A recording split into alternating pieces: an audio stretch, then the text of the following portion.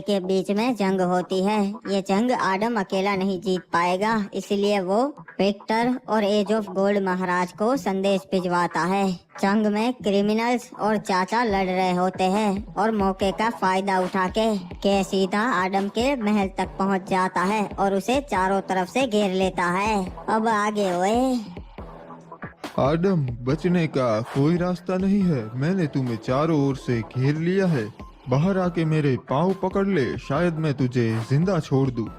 महाराज बाहर मत जाइएगा, वो उसकी चाल है, आपको भड़का रहा है। अगर हम बाहर नहीं गए तो वो लोग अंदर आएंगे और मरना तो तय है। हम अपनी आखिरी सांस तक लड़ेंगे। चाचा, हमें जल्दी करना पड़ेगा, उसके सैनिक महल तक पहुंच गए हैं।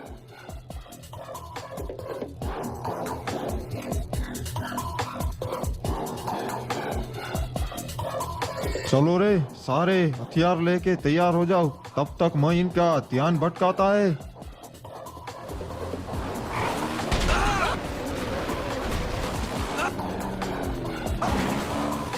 ओए चलो, एक साथ हमला करो, किसी को भी जिंदा नहीं छोड़ना। महाराज आडम को कुछ नहीं होना चाहिए।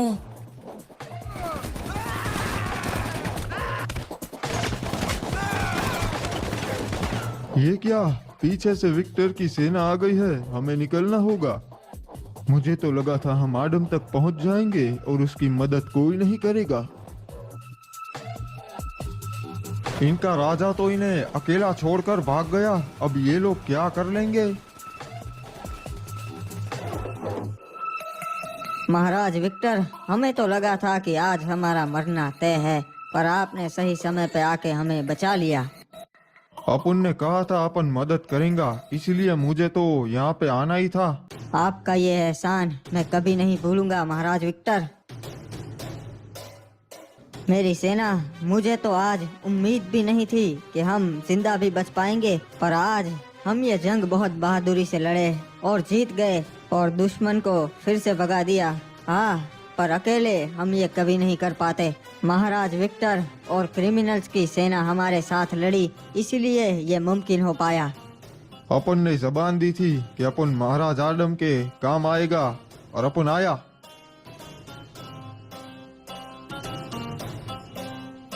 महाराज आडम, कप्तान ने संदेशा भिजवाया है कि आप तुरंत शिप यार्ड पे आइए, उन्हें आपसे कुछ जरूरी बात करनी है।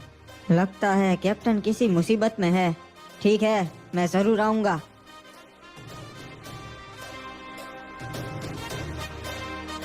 बताओ, क्या खबर है? मैंने कुछ सैनिक भेजे थे रिमनाम विलेज पे और उन्होंने आके मुझे खबर दी है कि महाराज आडम जंग जीत गए। ये तो नामुमकिन है कि एक ही सेना इतनी बड़ी थी, फिर भी महाराज आडम ये जंग कैसे जीत गए? महाराज विक्टर ने जंग में उनका साथ दिया, इसीलिए, वरना तो वो ये जंग हार ही गए थे। तब तो महाराज आडम हमसे बहुत नाराज हो गए, क्योंकि हमने जंग में उनका साथ नहीं दिया। इसका भी एक इलाज है महाराज, हम आरोप अपने सेनापति पे लगा देंगे और बताएंगे कि उन्होंने हमें संदेश ही नहीं दिया, इसीलिए हम जंग में आए ही नहीं। सही कहा, हम महाराज आडम के साथ अपने संबंध नहीं बिगाड़ सकते। बताइए कैप्टन, अब कौन सा हथियार आया है आपके पास, या फिर हमें यहाँ तुरंत बुलवाने की कोई और वजह है? बहुत बुरा होने वाला है महाराज आडम, बहुत बुरा। मुझे लगता है जल्द ही बरमूडा खत्म हो जाएगा। इससे पहले हमें कुछ करना पड़ेगा महाराज आडम, कुछ करना पड़ेगा।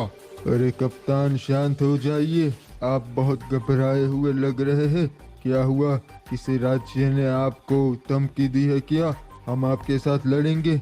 नहीं सलाहकार जी, कोई धमकी नहीं दी, ये तो उससे भी ज्यादा खतरनाक है। इनको मारना नामुमकिन है, पता नहीं हम क्या करेंगे अब। अरे कप्तान, आप बैठिए और मुझे सब कुछ सही से बताइए, आखिर हुआ क्या है। अगर आप ऐसे ही बात करेंगे तो हमें कुछ पता भी नहीं चलेगा। महाराज आडम, आखिर हुआ ये है कि कल मेरे कुछ लोग मेरी सीमा पर खड़े थे और उन्होंने देखा कि कुछ मुर्दे घोड़े को मार कर खा रहे थे। ये देख के मैं भी बहुत घबरा गया कि आखिर वो बाहर कैसे आए। ये क्या बोल रहे हैं कैप्टन? कौन से मुर्दे? मैं नहीं मानता इनमें, आपका कोई वहम होगा। अरे महाराज, मेरा वहम नहीं है, मैंने अपनी आंखों से उन्हें देखा है। और वो हकीकत है, सच में थे वो वहाँ पर। मुझे डर है कि वो कहीं शिपयार्ड पे ना आ जाए। अगर ऐसा हुआ तो धीरे धीरे वो पूरे बरमूडा में फैल सकते हैं और कोई नहीं बचेगा। एक काम कीजिए कैप्टन, अभी आप घबराइए मत, ऐसा कुछ नहीं होगा। मैं अपने कुछ सैनिक आपके लिए भेजूंगा और अगर कुछ हुआ भी तो आपको वो कुछ नहीं होने देंगे, ठीक है? ठीक है महाराज, जैसा आप कहे। फिलहाल हम चलते हैं, अगर कोई मुसीबत आए तो आप हमें संदेश भिजवा दीजिएगा। महाराज आडम, आपको पता ही नहीं ये मुसीबत कितनी बड़ी है। रे महाराज, अच्छी खबर से कि महाराज आडम के साथ जंग में हार चुका से और अब वो कमजोर हो चुका से। उसके बहुत सारे जंग में सैनिक मारे गए। अच्छा हुआ बाबू मोसाई, वो इसी के लायक था। जल्द ही हम भी उसे मुंह तोड़ जवाब देंगे। हमें महाराज आडम के साथ हाथ मिला लेना चाहिए। वो एक अच्छा राजा से और हमारे काम आ सकता से। सही कहा, दोनों का दुश्मन भी अब एक ही है वैसे। ये कैप्टन बिना कुछ भी बोलते हैं, ऐसा थोड़ी ना होता है, उनका वहम होगा। नहीं बेटा, वो सच कह रहे थे। मुर्दे सच में होते हैं और उनका राजा है ज़ॉम्बी समुराई जो ग्रेवयार्ड पे रहता है। अच्छा, तब तो पूरा बरमूडा कब का तबाह हो चुका होता। वो सालों से कैद है, ग्रेवयार्ड के बाहर नहीं आ सकते, पर कप्तान ने उसे बाहर देखा इसलिए घबरा गया था। अरे चाचा, वो क्या है? जिसका डर था वही हुआ। अब हमारा मुर्दे से सामना होगा। अरे ये क्या, ये तो सच में मुर्दा है। कोई हिलना मत जी, उसका ध्यान हम पे नहीं पड़ना चाहिए। ये तो हमारी ओर ही आ रहा है, मारो इसको, खत्म कर दो।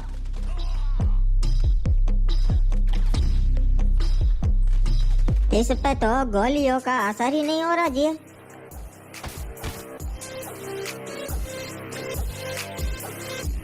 ये क्या चाचा, और भी मुर्दे आ रहे हैं हमारी ओर। बेटा आडम, गाड़ी में से उतरना मत, इन्हें मैं देख लूंगा।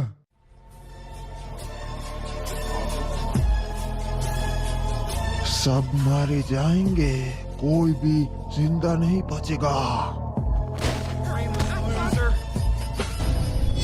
मैं तुम जैसों का शिकार बचपन से करता आ रहा हूँ, मैं नहीं डरता।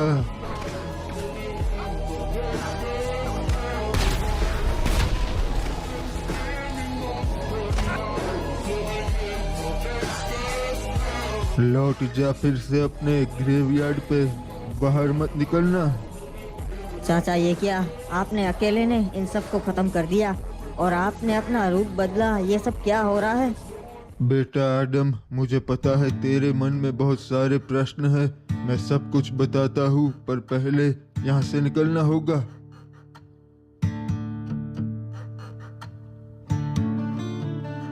चाचा, अब मुझे सब सच सच बताइए, आपने मुर्दों का सामना कैसे किया और कौन है आप?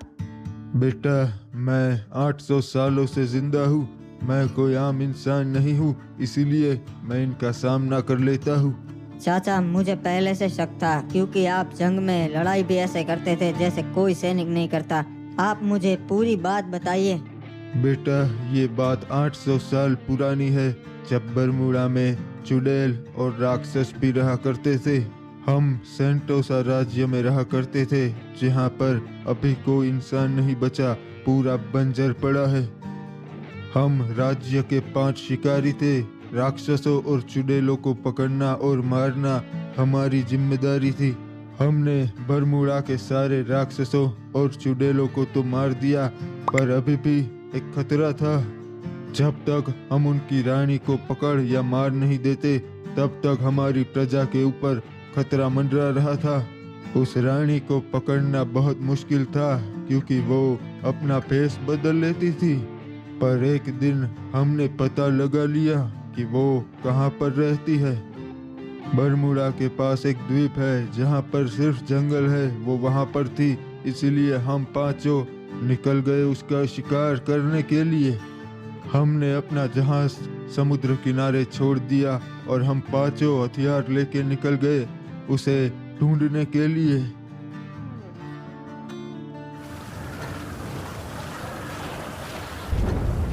साथियों, ध्यान रखना, हमने जिन चुड़ैलों का शिकार किया है ये वैसी नहीं, ये उनसे 10 गुना ज्यादा ताकतवर है। अरे हम फिर भी मार देंगे, हमसे कहाँ आज तक कोई भी चुड़ैल बच पाई है।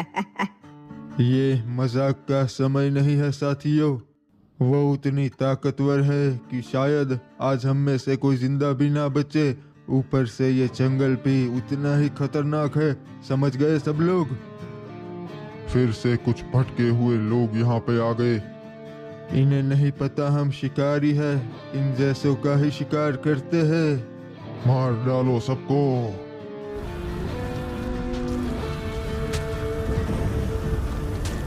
इनके सर हम बरमूडा ले जाएंगे प्रजा को दिखाने के लिए।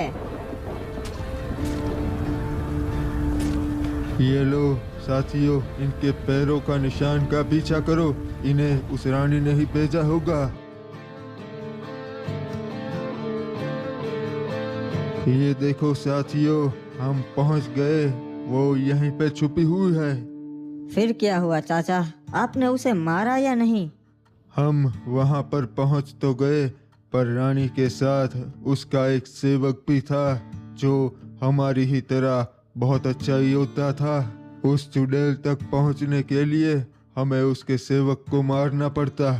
हमारे बीच में घमासान युद्ध हुआ, पर अफसोस उस युद्ध में मेरे सारे साथी मारे गए। चुड़ैल के उस सेवक ने मेरे सारे साथियों को मार दिया। नहीं, मैं तुझे नहीं छोड़ूंगा।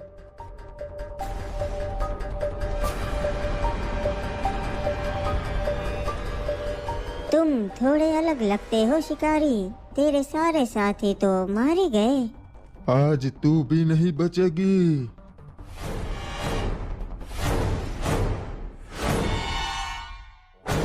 तुमने यहाँ आके बहुत बड़ी गलती कर दी। तुम बरमूडा पे ही ठीक थे, अब तो तुम भी नहीं बचोगे। मार दे मुझे मौत से डर नहीं लगता चुड़ैल। मैं तो तुझे तड़पाना चाहती हूँ, अगर मौत दे दी तो ये तो तुझ पर एहसान होगा। मैं तुझे अमरता का श्राप देती हूँ, तू कभी नहीं मरेगा और हर साल तू अपने अपनों को मरता देखेगा। नहीं, मार दे मुझे, वरना मैं फिर से तेरे पीछे आऊंगा। किसी भी हाल पे मैं तुझे नहीं छोड़ूंगा चुड़ैल।